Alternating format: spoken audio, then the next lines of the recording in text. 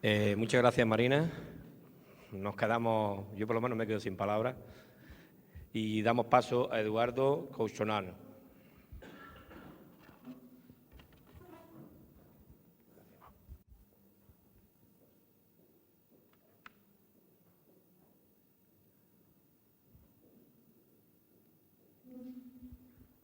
Bueno, primeramente muchas gracias por la invitación. Es la primera vez que, por más que desde entrada le pido disculpas porque es la primera vez que voy a hablar en español de la enfermedad de Wilson. Es mi lengua materna, pero mi lengua materna del Wilson es el francés, o sea que si me equivoco de repente le voy a pedir ayuda a Marina si hago algunos errores, pero bueno. Yo soy patólogo pediatra que trabajo en Lyon y soy el responsable del centro de referencia de Lyon y conflictos de interés. Y lo que voy a hablar, no solamente como Marina bien explicó, es difícil el diagnóstico porque no hay una sola prueba, etcétera, sino que también yo voy a hablar particularmente de los niños, que una dificultad suplementaria, vamos a decir, a lo que ya es conocido de todo lo que ella bien explicó, y no solo en el diagnóstico, sino también los problemas que hay para el tratamiento y para el seguimiento de los niños, y voy a repartir mi charla en esos 3 puntos. Bueno, yo no voy a volver a hablar del score de Leipzig, muchas cosas voy a lo mejor repetir de lo que ya dijo Marina, pero bueno, como bien explicó, no hay un solo test, entonces usamos un score, me voy a pasar rápido porque ya lo vimos muchas veces, y entonces, para empezar a hacer por parte de este score, ya vimos del anillo, como se ve bien en la foto, bueno, rara vez se ve así de bien, pero bueno, la mayoría de las veces hay que hacer un examen especial. Y este anillo, vamos a decir, es muy específico, quiere decir, si lo encontramos es altamente probable, no solo Wilson, pero que sea Wilson. Pero como hay que pensar, todo lo que voy a explicar a los niños, hay que pensar en la enfermedad de Wilson como vamos a decir, una acumulación progresiva del cobre, como no se elimina correctamente, se empieza a acumular de poco a poco, comienza en el hígado, después en otras partes, entonces los niños, por definición, están al comienzo de la enfermedad y no vamos a encontrar todas las manifestaciones. Este anillo es una manifestación, vamos a decir, más que nada tardía. Entonces, en los niños no lo encontramos frecuentemente. Depende de qué publicación encontramos. Algunas dicen hasta 58, otras 38. O sea, solo para decir que es, digamos, relativamente raro o no tan frecuente encontrar este anillo. O sea, que en un niño no ver este anillo no quiere decir que no es Wilson, todo lo contrario. Después, el otro problema, en otra etapa del score de Leipzig, están los síntomas neurológicos. Y una vez más, explicando el continuum de la enfermedad, como se empieza a acumular en el hígado, los niños mayoritariamente van a tener síntomas hepáticos. Y si vemos, hay muchas tablas de este tipo, está la corte francesa. En la primera década de vida, en rojo, vemos lo que es hepático y en verde es depistaje familiar. La gente que no tiene síntomas solo es entre los hermanos de gente que tiene la enfermedad de Wilson y entonces se le diagnostica. Y en azul es la parte neurológica, que hay muy pocos casos, casi son excepcionales. En la segunda década de vida eso empieza a invertirse, hay muchos casos, o sea, hay más casos neurológicos, todavía no es la mayoría, sigue predominando lo que es hepático, lo rojo. Y recién a partir de la tercera década de vida, a partir de los 20 años, es que eso empieza a ser más importante. Y el problema que encontramos los niños es que se piensa muy poco. No digo que somos mejores que los neurólogos, pero cuando hay una perturbación de la analítica hepática, bastante rápidamente llegamos al diagnóstico de enfermedad de Wilson, porque casi en las primeras cosas que pensamos. Y en los casos neurológicos hay muchos menos casos, entonces piensan mucho menos. Y yo creo que la complejidad agregada a eso es que se mezcla mucho con los síntomas neuropsiquiátricos, empiezan a la edad de 15 años, por ejemplo, y muchas veces solo una depresión, por ejemplo, síntomas predominantemente psiquiátricos, no neurológicos. Y yo en Francia conozco muchos casos, me imagino que acá habrá casos también que pasaron por varios psiquiatras, hospitalización en psiquiatría, tratamientos psiquiátricos, y que finalmente solamente o alguien pensó o empezó a tener algún otro síntoma y dijeron, este puede ser un Wilson, hay que hacer una resonancia, hay que hacer otro estudio, pero lastimosamente hay un retardo diagnóstico, vamos a decir, en la forma neurológica. En promedio cambia entre países, entre estudios.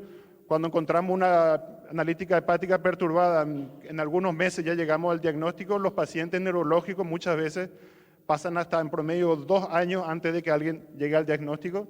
Y como decían los niños, esto es incluso peor porque pensamos menos.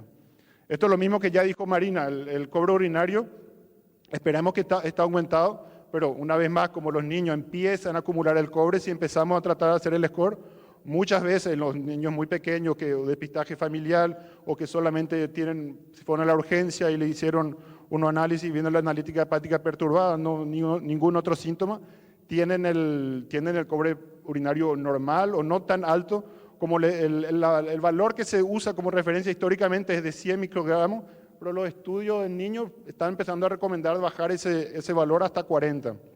Eso es para que sea un poco más sensible, que haya menos error de diagnóstico. El tema de la dificultad para recorrectar las orinas, bueno, acá hay muchos pacientes, ustedes saben mejor que yo lo difícil que es, y eso en los niños es inclusive más difícil. Más chico el niño, más difícil hacer esta recolección, entonces vamos a decir, una dificultad suplementaria con la orina. En el cobre hepático creo que Marina ya explicó bien todos los errores que eso nos puede meter, confiar excesivamente en el cobre hepático. Y bueno, en los niños es más complicado por muchos motivos.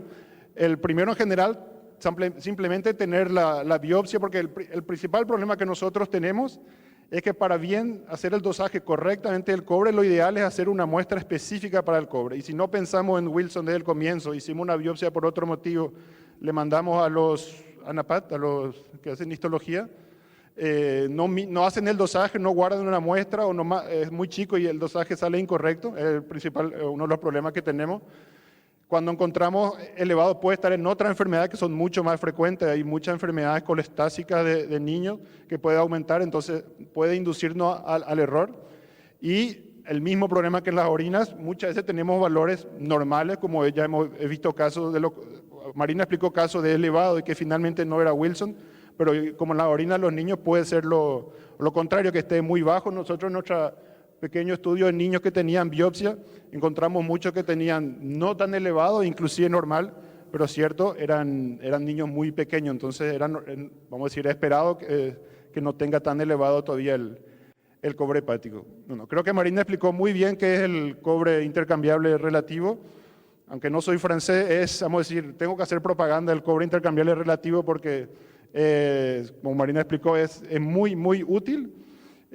Ya explicó muy bien el problema que tenemos en el cobre, que parece paradoxal. Pensamos, la enfermedad de Wilson es una acumulación de cobre, pero el primer examen que hacemos en la sangre vemos que está disminuido, entonces parece un poco raro, pero como ella bien explicó, el problema está en el taxi, en la ceruloplasmina, que en las personas que no tienen Wilson, la mayor parte del cobre está unida a eso, que en el Wilson es mucho más bajo, pero a diferencia de eso, hay una parte que está libre y una parte unida a otras proteínas, que es lo que le llamamos cobre intercambiable que está aumentado. Y cuando hacemos la relación entre el cobre intercambiable y el cobre total, tenemos ese valor.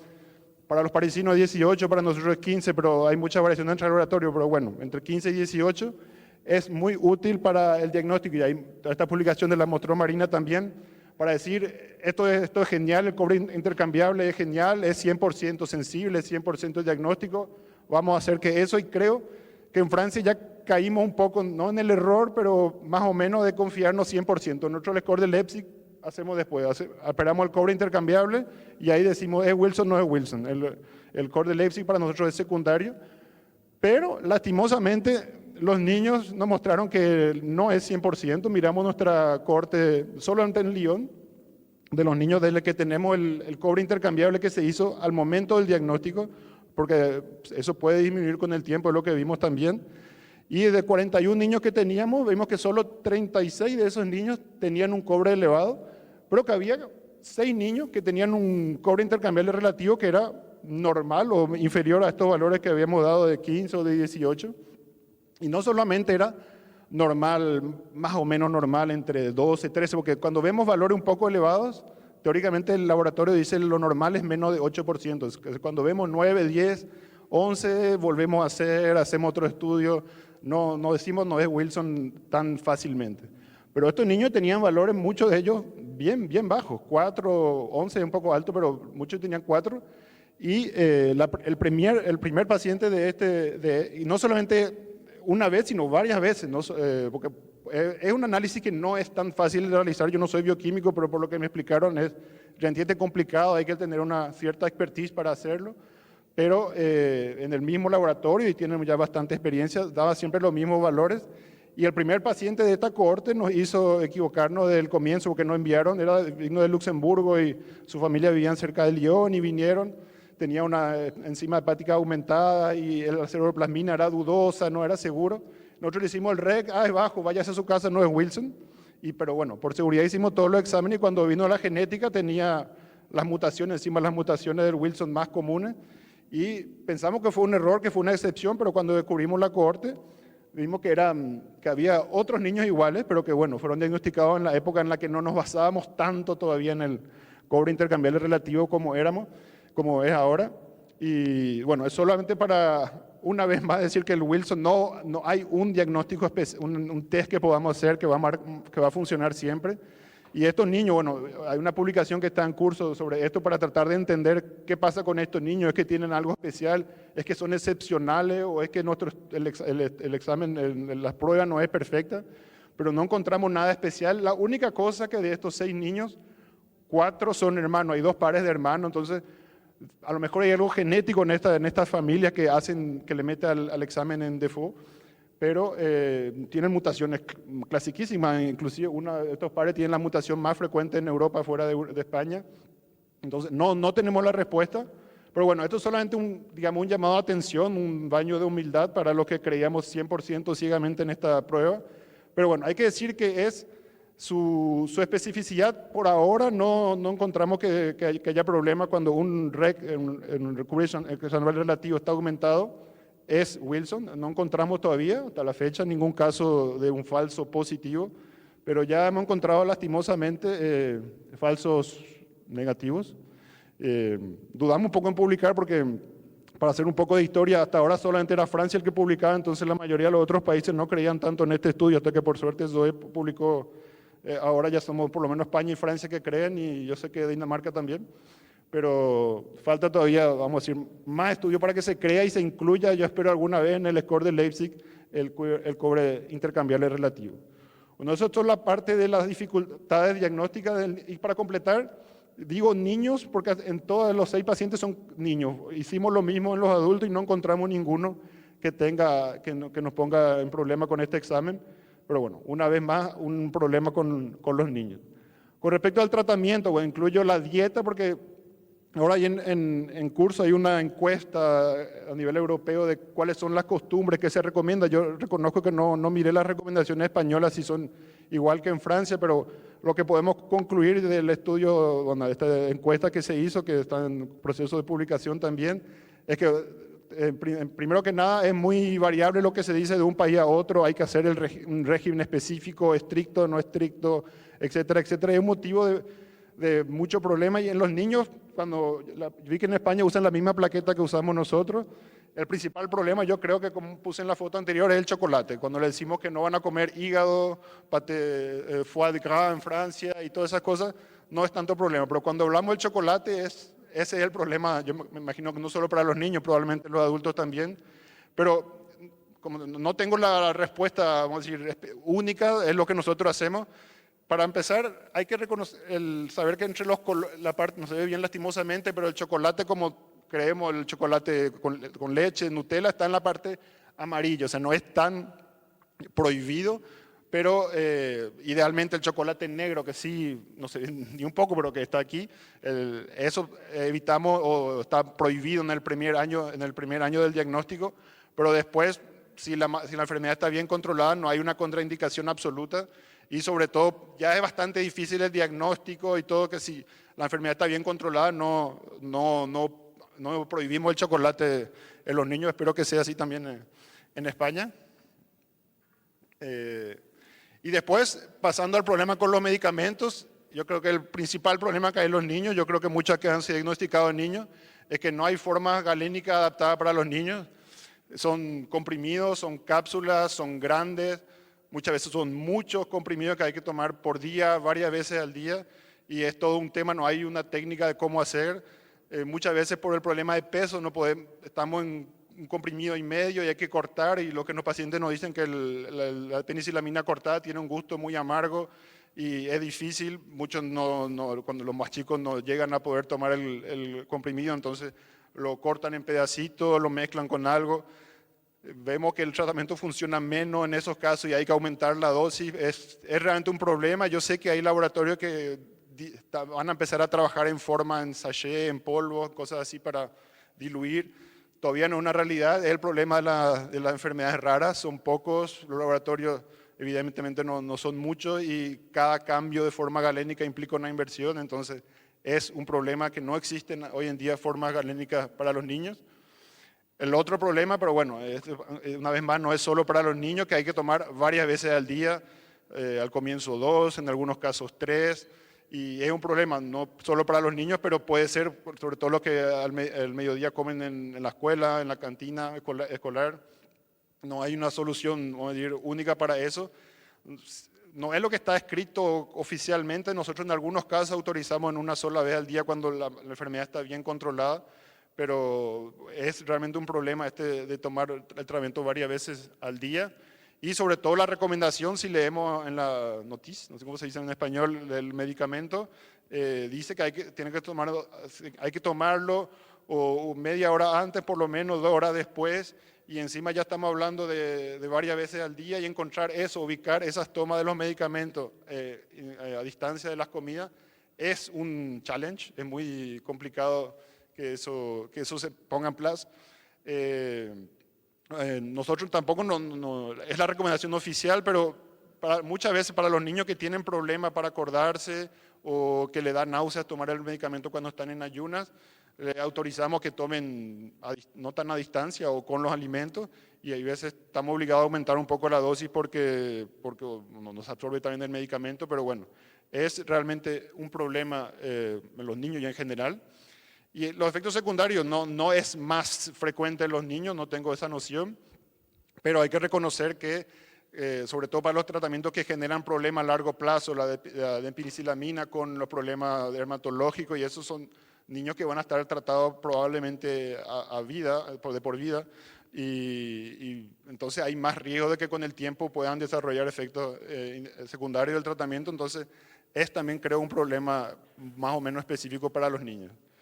Y siguiendo con la parte final de mi presentación, yo creo que el principal problema, como creo que lo explicó Luis al comienzo, el problema es la conciencia de la enfermedad y pasar a la adolescencia. Cuando hacemos el diagnóstico muy chico, a los 5 años, la mayoría de las veces es al azar, una consulta en la urgencia, un despistaje familiar, y entonces al comienzo siempre es un shock en la familia hacer el diagnóstico. Pero nosotros decimos que el principal problema de los niños diagnosticados tan pronto, estamos muy contentos, se evitan muchas complicaciones.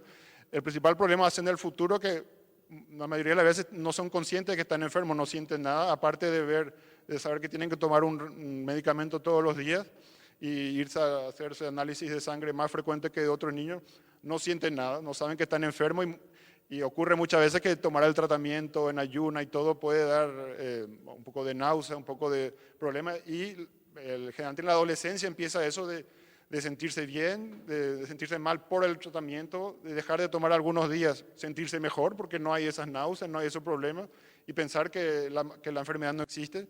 Y me imagino que es igual en todas partes, es lo que nosotros vemos como el principal problema en la adolescencia, que ya no se sienten enfermos, que dejan el tratamiento, se sienten mejor, hasta que empiezan a haber otros síntomas, y ahí es más difícil,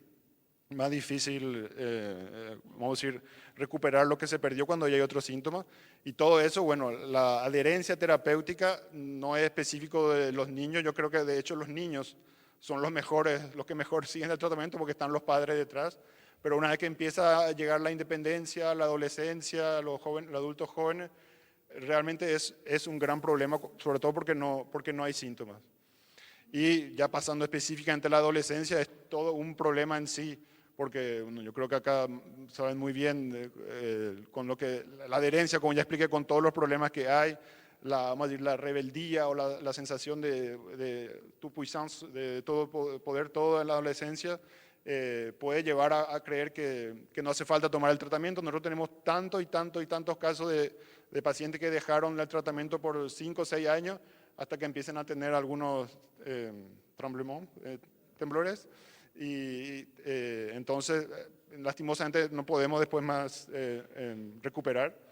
Está la cuestión del alcohol y las drogas, que nosotros en pediatría es muy sencillo. Nosotros es no, y siempre contamos una historia porque, como que yo soy pediatra, como el coordinador, yo consulto con el hepatólogo adulto y cuando hacemos la consulta de transición, hacen sus preguntas y entonces el alcohol para nosotros siempre es no, los niños no toman alcohol, etcétera, etcétera, pero cuando llegan los 18 años los hepatólogos adultos quizás son un poco más flexibles o más comprensibles y le autorizó a que tome un poquitito por fin de semana, no va a pasar nada.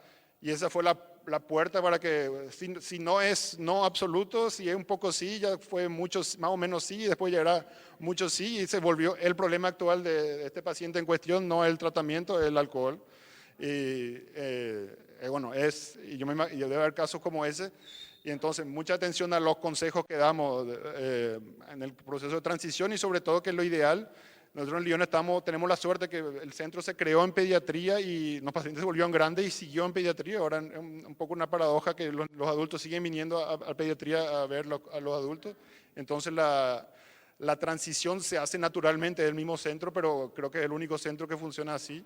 En la mayoría de los casos, como en todas las enfermedades crónicas, es un cambio importante, un shock, el cambiar los médicos que antes en pediatría somos un poco más que nos preocupamos, creo, ¿verdad? No, pero no jugar a los hepatólogos adultos, pero lo que yo veo en Lyon por lo menos, los adultos le dan la convocación para que venga tal fecha y si no vino, no vino y así. Entonces es un periodo difícil que hay que tener en cuenta. Y también empiezan los problemas que vienen después con la contracepción, que según el nivel del hígado, si tiene una forma muy grave, hay que ver qué se puede usar como contracepción. Entonces, bueno, son todas cuestiones que hay que abordarla y que puede ser problemático, como decían, en los niños. Y bueno, para resumir, como vieron, Marina ya explicó en general cómo es complicado diagnosticar el Wilson, que hay muchos casos dudosos, que el REC en su caso le ayudó, o la genética también, pero para mostrar que en los niños hay complejidades diferentes que hay que tener en cuenta y bueno, que el REC también puede meternos en problemas si usamos solamente eso. Y voilà, es más o menos un resumen de lo que yo veo como los principales problemas que hay entre los niños y los adolescentes. Muchas gracias.